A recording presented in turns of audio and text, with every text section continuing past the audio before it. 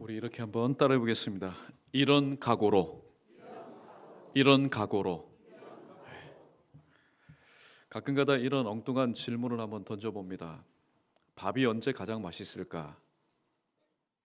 밥이 언제 가장 맛있을까? 배고플 때? 아닙니다. 이 세상에서 마지막 먹는 음식일 때에 그 밥은 가장 맛있습니다. 또 예배가 가장 은혜스러울 때가 언제일까요? 내가 기도로 충분히 준비해서 말씀 사모해서 맞습니다. 그러나 오늘 드리는 이 예배가 내 생애의 마지막 예배라는 사실을 통보받았을 때에 그 예배는 가장 은혜스러운 예배가 될 줄로 믿습니다. 오늘 이러한 마음가짐 가지고 이런 각오를 가지고 오늘 말씀 들을 때에 주중에 이런 말씀을 나눴습니다. 성령은 언제 임할까? 성령은 언제 임할까? 첫 번째, 성령은 회개 기도를 할 때 임하고, 두 번째는 말씀을 들을 때도 성령이 임한다는 사실을 새벽의 말씀을 통해서 우리가 발견하였습니다. 여러분, 그토록 좋은 성령님 임할 수 있는 통로는 바로 말씀을 전하고 말씀을 듣는 바로 이 시간임을 다시 한번 기억하시고, 여러분 오늘 오셨을 때 무슨 마음의 바람을 가지고 오셨습니까? 내가 하나님 앞에 기도 제목 가지고 나왔는데 기도의 응답을 가지고 돌아가야지. 그것은 아주 적은 것을 여러분이 가지고 돌아가는 겁니다. 비록 기도의 응답은 되지 않는다 할지라도, 맞아, 말씀을 들을 때 성령이 임한다지, 성령에 충만해서 돌아간다면은 그러한 성도는 이 세상에서 모든 것을 가지고 삶의 현장으로 돌아가는 그런 성도가 되는 줄로 믿습니다. 이 시간 제가 여러분에게 줄 것 없습니다. 제가 은이 있습니까? 금이 있습니까? 그러나 나사렛 예수 그리스도의 이름으로 여러분에게 말씀을 증거할 때에 오늘 또 예비하신 성령님께서 사모하는 여러분의 심령 가운데 오늘 또 충만히 임재하는 그런 복된 은혜가 차고 넘치기를 다시 한번 주님의 이름으로 간절히 축복합니다. 한 사람이 있었습니다. 이 사람이 바닷가의 창문 너머에 그 풍경을 보니까 너무나 좋았습니다. 그래서 배를 타고 나갔습니다. 그런데 하필이면은 큰 풍랑을 만나서 구사일생으로 살아 돌아왔습니다. 그 다음에 무엇을 했을까요? 바닷가로 향해 있는 모든 창문을 다 막아버렸습니다. 하루는 친구가 왔습니다. 묻습니다. 자네 왜 이렇게 경치가 좋은 바닷가를 향한 창문을 다 막았느냐? 들어보게, 내가 지난 과거에 저 창문을 향해서 비춰진 바다를 동경하다가 나가서 대풍을 만나서 내가 구사일생으로 살았다네. 그런데 지금 막지 않는다면은 언젠가 또 저 푸른 바다가 나를 손짓하고 유혹하면은 내가 또 나가게 될 건데, 그때는 내가 살아서 돌지 못할지도 모르기 때문에 아예 이 모든 원인을 제공하는 창문을 닫아버렸다. 그렇게 말을 한 적이 있습니다. 사랑하는 성도 여러분, 우리는 결단합니다. 하루에도 수십 번, 수백 번 결단합니다. 그러한 삶을 살지 않겠노라고. 그러한 삶을 사는 것이 잘못된 것을 알고 있습니다. 깨닫고 있습니다. 그래서 결단합니다. 결심합니다. 각오합니다. 그러나 수도 없이 넘어지는 연고는 무슨 이유일 때문일까요? 그것은 바로 연약하기 때문에 우리는 수도 없이 결단하지만은 공수표 남발에 지나지 않는 그런 나의 삶을 살아가게 됩니다. 그러나 일평생 흐지부지 되거나 포기하지 말아야 될 그런 결단이 있는데, 그 결단은 바로 신앙의 결단입니다. 오늘 예수님은 너무나도 누구나도 알아듣기 쉬울 정도로 오늘 말씀을 통해서 이런 각오로 신앙생활 하는 것이 바람직하다, 그렇게 말씀하고 있습니다. 자, 제자들아, 너에게 손이 있지 않느냐? 예, 있지요. 너에게 발이 있지 않느냐? 예, 있지요. 너에게 눈이 있지 않느냐? 예, 있지요. 그러면은 만약에 손과 발과 눈이 너를 실족하게 하면은 어떻게 해야 되겠느냐?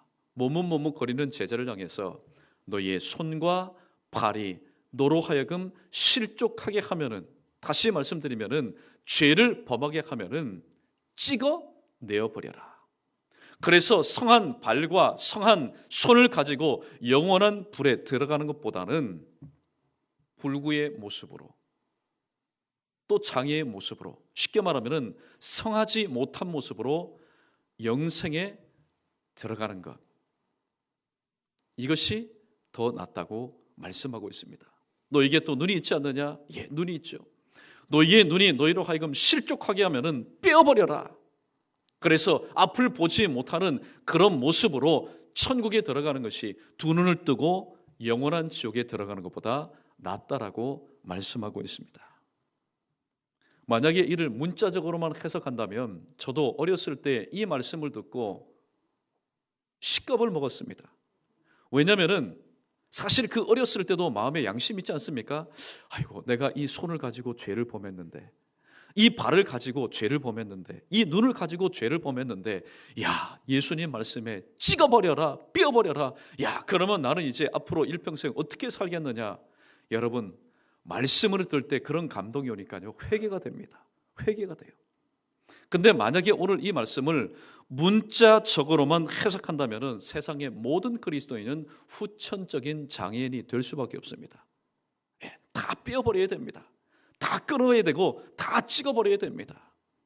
그러나 이 말씀을 문자적으로만 해석할 것이 아니라 주님께서 왜 이렇게 강력한 어조로, 강한 톤으로 이렇게 말씀하셨는지, 그 말씀의 배후에 주님께서 어떠한 사랑의 마음을 가지고 우리에게 이 말씀을 주시는지 그 의중을 깨닫는다면, 아하, 주님께서 이런 뜻으로 우리에게 말씀하셨구나 라는 사실을 깨닫게 된다면 100마디의 말보다 오늘 이 한 말씀이 우리의 신앙생활을 결단하는데 더욱더 큰 도움이 될 줄로 믿습니다.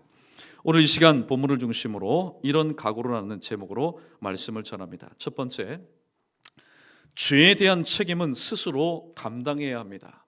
죄에 대한 책임은 남에게 전가하는 것이 아니라 스스로 지고 감당해야 됩니다. 예수님은 만일 내 손이나 내 발이 너를 실족하게 하거든 이라고 말씀합니다. 무엇을 의미합니까? 잘 보셔야 됩니다. 범죄의 주체가 타인이 아닙니다. 내 옆에 있는 사람이 아닙니다. 내 손과 내 발입니다. 즉 내가 범죄의 주체라는 겁니다. 하나님은 창세기 4장 7절에서 죄를 지으려고 마음을 품고 있었던, 부은을 품고 있었던 가인에게 이렇게 엄중 경고합니다. 죄의 소원은 내게 있으나 너는 죄를 다스릴지니라. 하나님은 죄의 환경 속에 둘러싸여 있는 가인에게 죄를 다스릴 수 있는 권세를 하나님이 주셨습니다. 순서상으로 보면은 하나님의 자녀가 되는 권세보다 죄를 다스릴 수 있는 권세를 먼저 주셨습니다. 그러나 가인은 아벨을 죽임으로 인해서 오히려 죄의 포로가 되고 말았습니다. 죄를 다스릴 수 있는 권세가 있는 갑의 위치에 있었지만은 그 말씀 붙잡지 않을 때에 오히려 죄가 자신을 다스리는 그런 신세가 되고 말았습니다. 사실 나로 하여금 실족하게 만드는 것, 손과 발과 눈, 이것은 내 신체의 부분입니다. 내 일부입니다. 내 분신입니다. 그러므로 어떤 경우에도 죄를 지었을 때에 우리는 핑계할 수가 없습니다. 누구의 손이 죄를 지었습니까? 내 손이 죄를 지었기 때문에. 누구의 발이 죄를 지었기 때문에. 내 발이 죄를 지었기 때문에. 누구의 눈이, 내 눈이 죄를 지었기 때문에 우리는 죄를 짓고서 핑계 댈 수가 없다는 것입니다. 그렇다면 죄에 대한 값을 우리가 져야 됩니다. 죄의 책임을 져야 됩니다. 하나님은 관대하시고 하나님은 불쌍히 여기시는 분입니다. 죄를 짓고 하루에도 와서 수십 번 수백 번 저 죄 졌습니다. 용서해 주십시오. 오케이, 나 너의 죄를 용서한다. 죄 용서함은 우리가 수천 번 수백 번 수만 번 받을 수 있습니다. 그러나 분명히 기억해야 될 것은 그 죄를 지은 대가는 죄를 지은 내가 친히 지고 감당해야 한다는 사실입니다. 우리가 잘 알고 있는 다윗을 한번 보십시오. 다윗이 하나님 앞에 큰 죄를 범하였습니다. 사무엘 하 11장에 보면은 밧세바와 동침하는 그런 사건이 있었는데, 사실 요즘의 정서로 보면은 남자가 한번 실수할 수도 있지, 남자가 한번 그렇게 할 수도 있지, 요즘 정서 같으면은 그냥 넘어갈 수 있는 사건입니다. 그러나 그 당시에 이 다윗은 누구였습니까? 사도행전 13장 22절에서 주님이 말씀합니다. 내가 다윗을 만나니 내 마음에 합한 자라. 내가 그를 통해서 내 모든 뜻을 이룰 것이다. 하나님의 그 기대와 하나님의 온갖 사랑을 몸에 품고 있었던 이 다윗이 하루는 하나님께서 원치 않는 일을 하게 됩니다. 사실 하나님 그 마음 가운데 얼마나 한탄하시고 실망하셨겠습니까? 물론 인간적인 표현이지만은 그렇지 않습니까?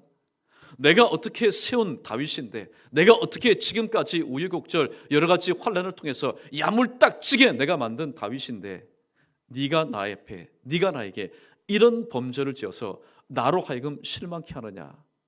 여러분 충분히 그랬을 겁니다. 그러나 다윗이 하나님 앞에 회개합니다. 하나님, 제가 죄를 지었습니다. 하나님이 나단 선지자를 통해서 우회적으로 비유를 한 가지 듭니다. 어떤 비유였을까요? 한 동네에 굉장히 부자가 있고 굉장히 가난한 사람이 있다. 부자는 소와 양이 많다. 그러나 가난한 사람에게는 딱 한 마리의 암양 새끼가 있는데 그 새끼를 어느 정도로 귀하게 여기냐면은 자기가 마시는 잔에서 먹고 자기가 먹는 식탁에서 먹고 자기 품 안에 두어서, 그래서 딸과 같이 여기는 작은 암양 새끼 한 마리가 있습니다. 그래? 그런데 어느 날 이 부자에게 나그네가 찾아왔습니다. 그런데 부자가 자기 자신의 그 소유를 가지고 대접한 것이 아니라 딸처럼 여겼던 이 가난한 사람의 단 한 마리밖에 없었던 작은 암양 새끼를 잡아서 그 나그네를 대접했습니다. 다윗이 지금 얘기를 듣다가 갑자기 막 열이 받기 시작합니다. 지금 막 심장이 뜨거워집니다. 저런 죽일 놈, 어떤 놈이냐? 만약에 그놈이 있다면 그놈은 4배를 갚아야 될 것이다. 여러분 그 말을 들었던 이 나단 선지자 얼마나 여러분 얼굴이 뜨뜻했겠을까요? 이 말을 해야 되느냐 말아야 되느냐. 그러나 선지자였기 때문에 앞에 있는 다윗 왕에게 이렇게 말합니다. 실은 당신이 바로 그 사람입니다. 여러분 다윗이 위대한 이유가 무엇일까요? 다윗이 하나님께서 베푸신 은혜 가운데 많은 나라를 확장시키고 또 부국 강병시켜서 다윗이 위대한 왕이 아닙니다.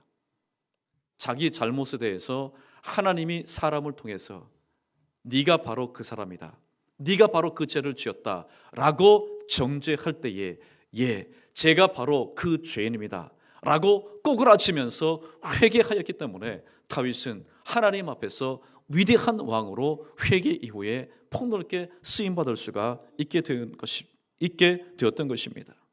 그런데 여러분 보십시오. 다윗을 보십시오. 그래, 너의 죄를 하나님께서 용서하셨다. 너는 죽지 않을 거야. 그러나 너와 밧세바 사이에서 난 첫 번째 아이는 죽게 될 것이다. 그게 바로 뭡니까? 죄를 지어서 죄에 대한 용서는 받았지만은 그 죄값은 자기가 치러야 한다는 사실입니다. 여러분 오늘도 마찬가지입니다. 세상에 죄 짓는 거 자유입니다.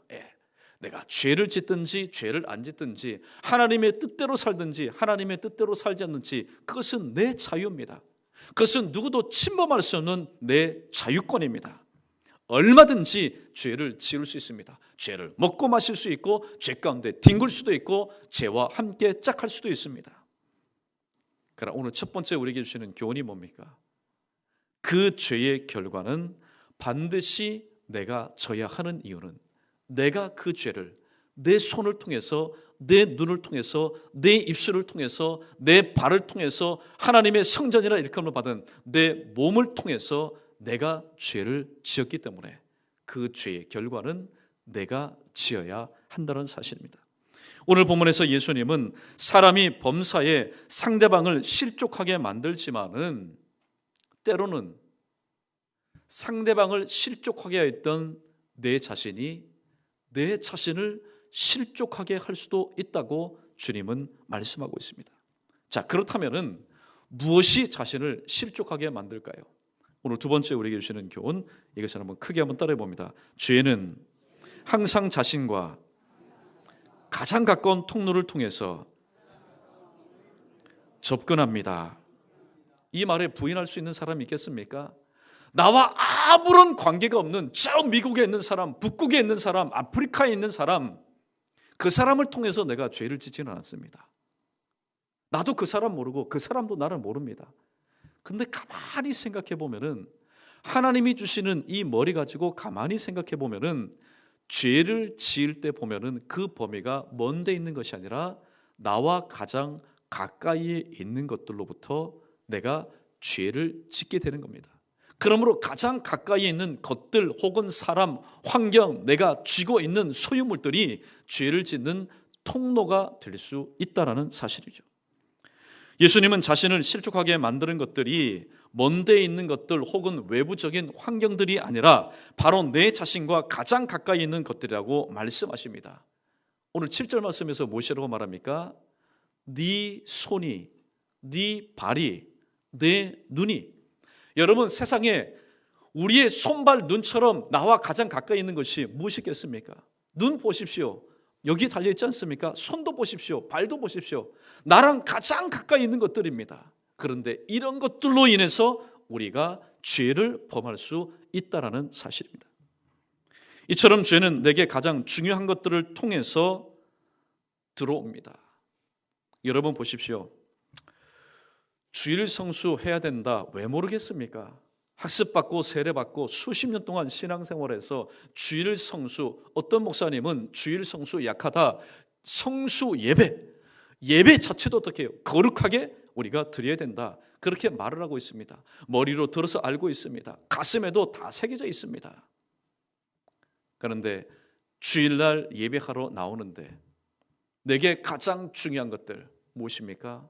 사업상의 문제가 생겨서 예배 가운데 나오지 못하게 합니다. 그때 대부분의 사람은 어떻습니까? 일단 꺼트려 놓고 일단 해결해 놓고 예배 드리자. 사업은 일생일대에 단 한 번 주어지는 기회인데 예배는 앞으로도 수도 없이 내가 죽을 때까지 드릴 수 있지 않겠느냐. 보십시오. 내게 가장 중요한 것들을 통해서 들어와서 나로 하여금 죄를 짓게 만듭니다. 또 내가 가장 사랑하는 것들을 통해서 또 죄를 짓게 만듭니다. 주님의 일을 해야 되는데, 예배를 드려야 되는데, 이 전화 안 받았으면 모르는데 목소리 들어보니까 어떡해요? 이거 안 갈 수도 없습니다.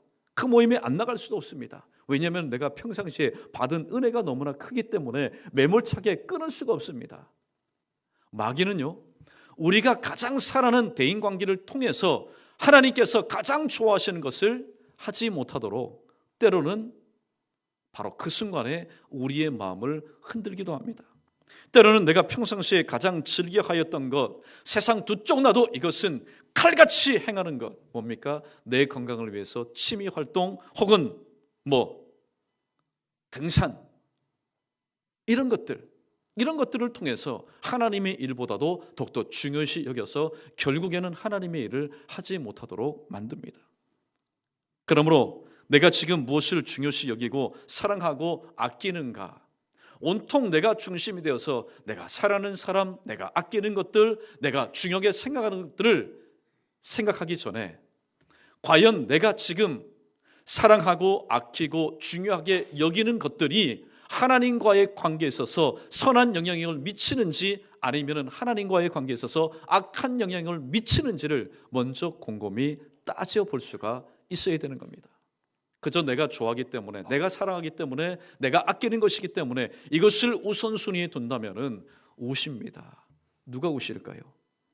나를 위해서 십자가에 못 박혀 죽으신 주님이 너 지금 그거 하라고 내가 십자가에 못 박혀 너 대신 죽은 것 아닌데, 주님이 우시고 주님이 다시 피를 흘리십니다.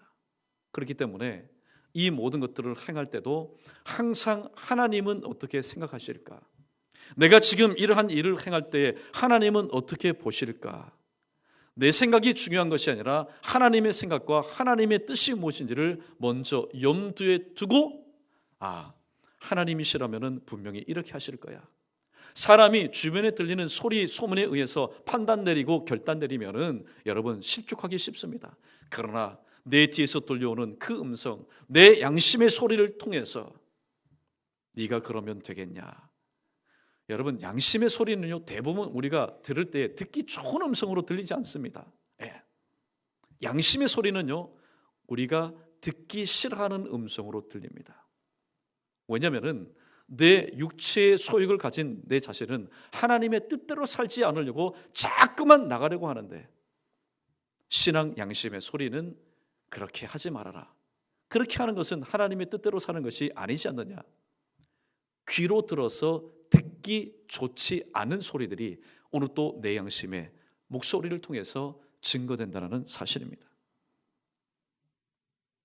오늘 두 번째 우리에게 주시는 교훈의 말씀처럼 죄는 항상 자신과 가장 가까이 있는 통로를 통해서 바로 들어온다는 사실을 여러분이 염두에 두시고, 내가 가장 사랑하는 사람들, 내가 가장 아끼는 것들, 내가 가장 중요하게 생각하는 것들, 이것이 하나님께 영광 돌릴 수 있는 통로가 되어야 되는데, 오늘 말씀을 들어보니까 죄의 도구가 될 수 있다. 그렇다면 우리가 관계를 맺을 때도 이 관계가 하나님께 영광 돌리는 관계가 되느냐, 아니면 하나님의 영광을 가리우는 걸림돌 거치는 반석이 되는 관계가 되느냐, 오늘 우리는 주님께서 주시는 지혜를 가지고 분별력이 있는 그런 신앙생활을 할 수 있어야 될 것입니다. 이러한 저와 여러분 우리 모두 되기를 주님의 이름으로 축원합니다.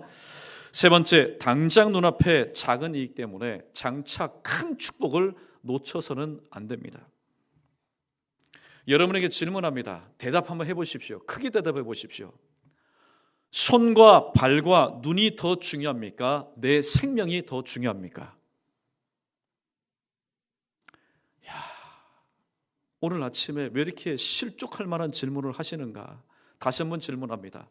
내 손과 발과 눈이 더 중요합니까? 아니면 내 목숨이 더 중요합니까? 내 목숨이 더 중요하죠.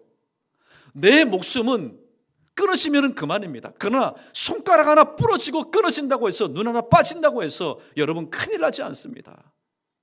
이 사실은 좋게 알고 있는데 그 다음 질문에 대해서는 우리가 피부로 와닿지 않기 때문에 여러분 절실하게 느끼지 않습니다.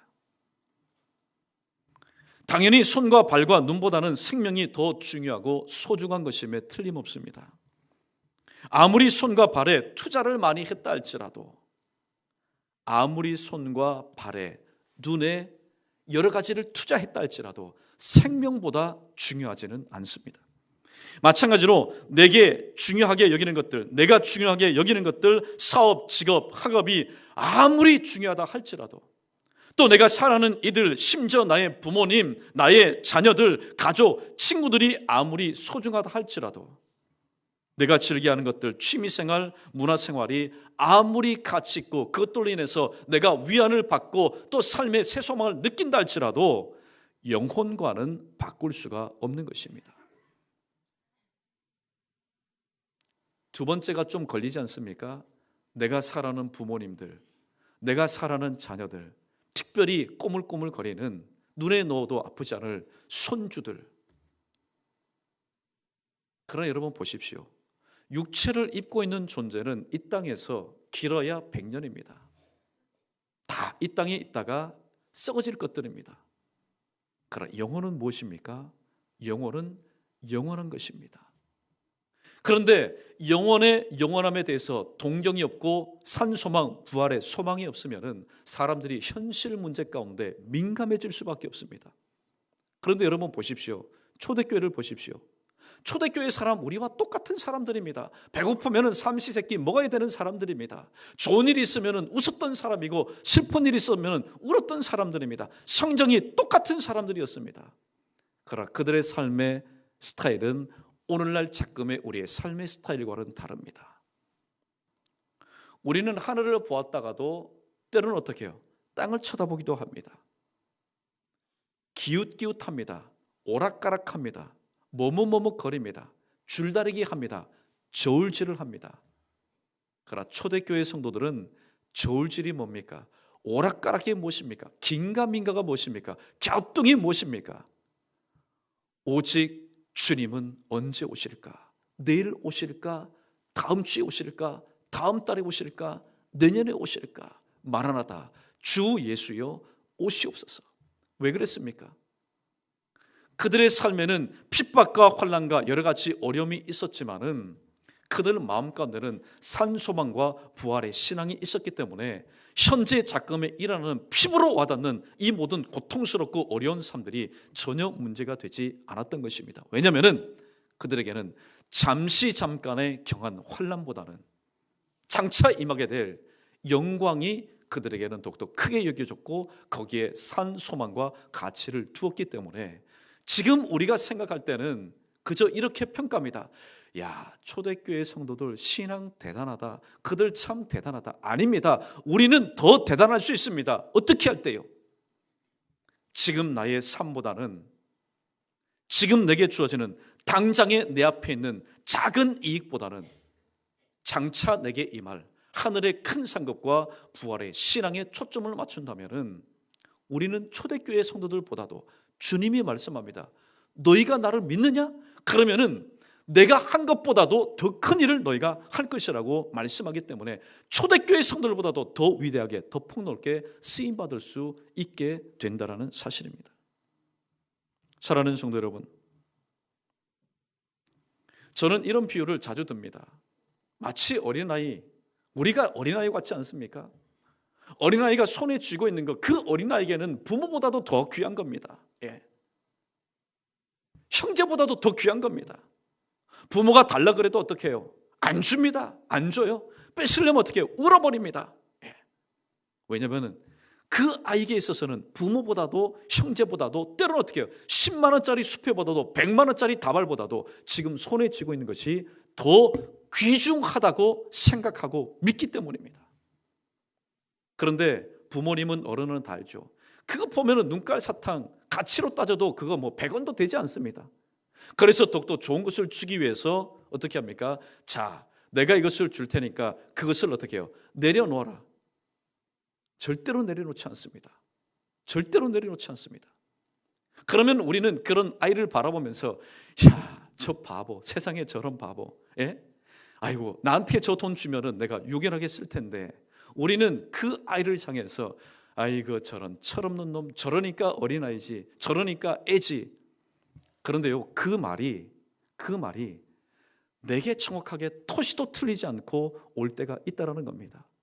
하나님은 오늘 또 우리에게 우리가 생각하지도 못하고 뜻하지도 못했던 것 더욱더 좋은 것을 주시기 위해서 오늘 또 예비하고 계신데 우리는 그렇게 생각하지 않습니다.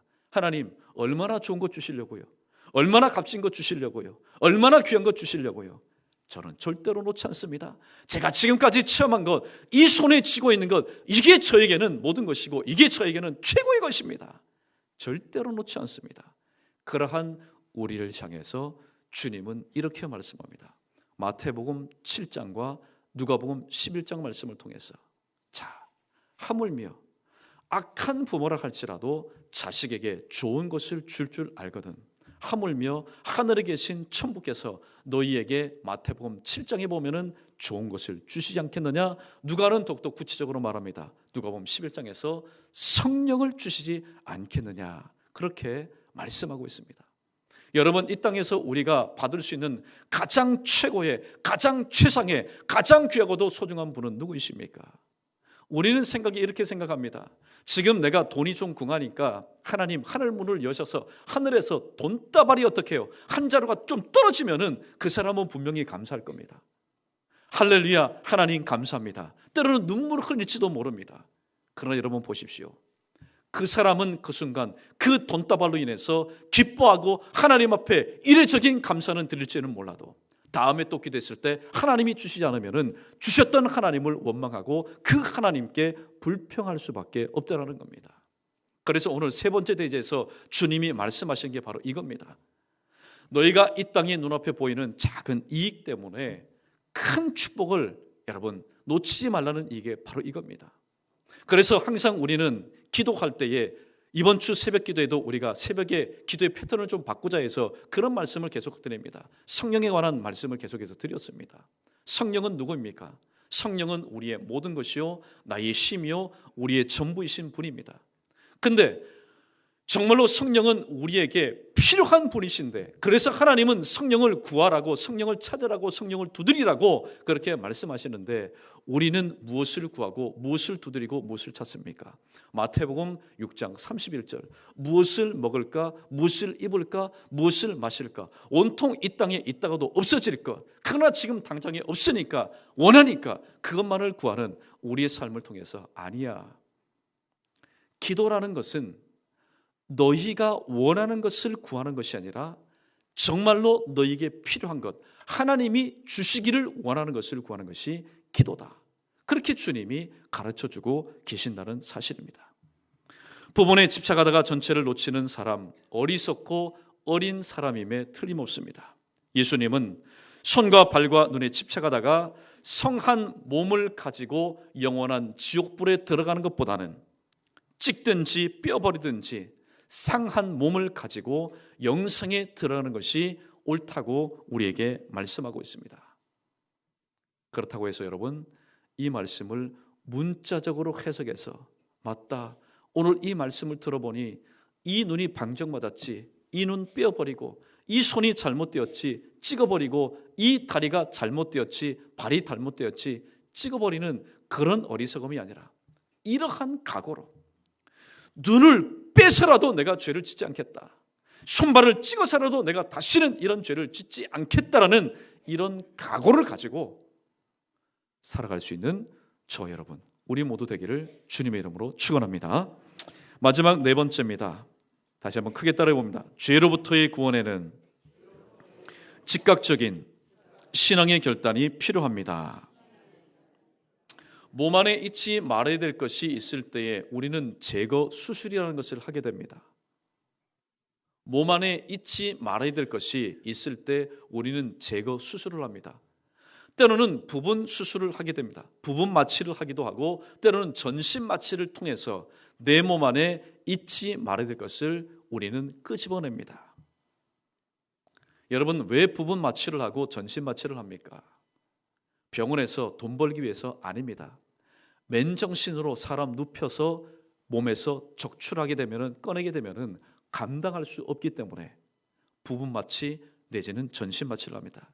자, 어쨌든 한번 몸에 메스를 대게 되면은 제거할 때는 부분 마취 또 전체 마취를 해서 아픔을, 고통을 모릅니다. 그러나 수술 이후에는 어떻게 됩니까? 은근하게 저 뼛속부터 저려오는 고통이 이만저만이 아닙니다. 그래서 때로는 진통제를 맞고, 진통제 가지고 되지 않을 때는 몰핀이라는 마약 성분의 그런 주사를 맞게 되는 것입니다. 여러분, 결단에는 분골쇄신이 뭡니까? 뼈를 빻고 몸을 부수는 그런 결단이 있어야 됩니다. 사실 뼈를 빻고 몸을 부수면 사람이 살겠습니까? 그 사람 죽습니다. 그래, 무엇을 말합니까? 죽을 각오를 하고 신앙의 결단을 내리는 삶을 살라고 말씀합니다. 그동안에 정든 친구들과의 관계를 끊어버려야 됩니다. 사실 쉽지 않죠. 한국 사회는 그래도 인정의 사회인데 그 관계 끊어버리면은 여러분 어떻게 합니까? 그러나 그동안 정든 친구와의 관계를 끊어버려야 되고, 그동안 위안이 되었던 취미생활을 끊어버려야 되고, 그동안 기쁨이 되었던 죄악의 통로, 하나님 아시고 마귀가 알고 나만 은밀하게 알고 있는 그동안의 내 기쁨이 되었던 죄악의 통로를 끊어버려야 됩니다. 그리고 그동안 분신처럼 여겼던 관계들을 끊어버려야 됩니다. 거두절미하고 지금까지 나와 깊은 관계를 맺고 있는 것들이 하나님과 대적하는 위치에 있다면, 그래서 하나님의 말씀에 불순종하게 만드는 것이라면, 그리고 무엇보다도 내 양심에 꺼리끼는 일이 된다면 우리는 이것을 끊어버리되 두 가지가 필요합니다. 즉각적으로 끊어버려야 됩니다. 시간을 지연하는 것은 병을 키우는 것과 마찬가지로 죄에 죄를 더할 뿐이기 때문입니다. 어떤 사람이 개구리 한 마리를 가지고 재미난 실험을 했습니다. 개구리 처음에 차가운 물에 넣으니까요 잘 돕니다. 그러다 이 사람이 실험을 했습니다. 매 시간마다 0몇 도씩 물의 온도를 올립니다. 나중에는 사람이 손을 댈 수가 없습니다. 너무나 뜨거웠는데. 그런데 놀라운 사실은 그 뜨거운 물 속에서 개구리가 어떻게 해요? 개구리가 헤엄을 치고 있다는 겁니다. 그 개구리는 바로 저와 여러분일 수도 있습니다. 죄를 즉각적으로 끊지 않으면 죄는 마약 성분보다도 더 중독성이 강하기 때문에 깊이 죄로 빠져들어가지만은 즉각적으로 돌이켜서 돌아오지 않을 때는 내가 죄 가운데서 헤엄치고 내가 죄 가운데서 풍덩거리고 내가 죄 가운데 뒤섞여 살아가지만은 여전히 생각은 그래도 나는 하나님의 자녀야. 나는 은혜 가운데서 살고 있어. 내 삶 가운데 막힘과 다침과 꼬임이 없기 때문에 나는 축복된 삶을 살고 있어. 자기 자신을 스스로 마취시키는 그런 삶을 살아가고 있다는 겁니다. 두 번째는 과감하게 끌어버릴 수 있어야 됩니다. 사사로운 정에 이끌리다 보면은 얽히고 설킨 그 관계에서 어떻게 헤어나올 수가 있겠습니까? 어떻게 헤어나올 수가 있겠습니까? 대부분 서양의 그런 문명은 뭡니까? 선화의 문화 스타일은 공은 공요, 사는 삽니다. 매몰찰 정도로. 그러나 동양적인 정서는 어떻습니까? 그놈의 정이 무엇인데? 얽히고 설킨 것 때문에 때로는 헤어나지 못하는 그런 경우가 없지 않은 것을 보게 됩니다. 교회가 교회되고 하나님의 자녀가 되려면은, 하나님의 백성이 하나님의 백성 되려면은 죄의 문제에 있어서만큼은 매몰차다시피 차갑다시피 냉정하다시피 즉각적이고 과감한 태도를 보여야 됩니다. 그렇지 않으면은 야곱처럼 세겜에 눌러 앉아서 현실에 안주하는 삶을 살아갈 수밖에 없고, 또 롯의 처처럼 미련을 버리지 못해서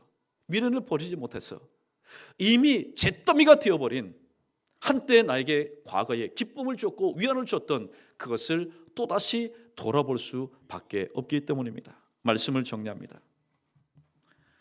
죄에 대한 책임은 우리가 스스로 감당해야 됩니다.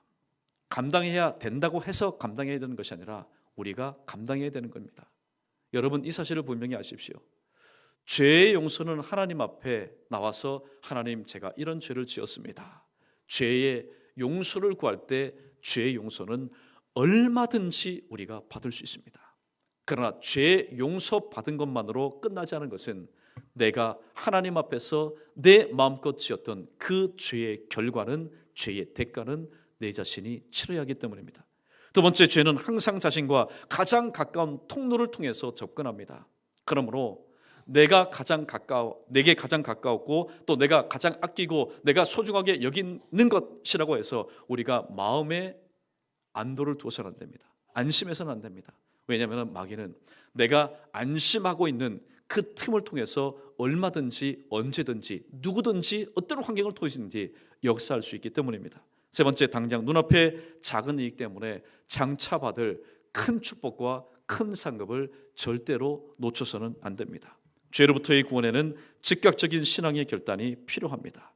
아무쪼록 오늘 이 아침에 주신 이 네 가지의 말씀 다시 한번 여러분 깊이 새겨들으시고, 성한 몸 가지고 영원한 지옥불에 들어가는 자 되지 마시고, 신앙생활에 걸림돌 되는 것 즉각적으로 과감하게 끊어서, 비록 상한 몸이라 할지라도 그 상한 몸 가지고 영생에 들어가겠다라는 이러한 믿음의 각오를 가지고 앞으로 남은 신앙생활, 위로는 하나님 바라보시며 또 안으로는 내게 주신 말씀 붙잡고 이런 각오를 가지고 승리하며 살아갈 수 있는 저와 여러분 우리 모두 되기를 주님의 이름으로 간절히 축복합니다.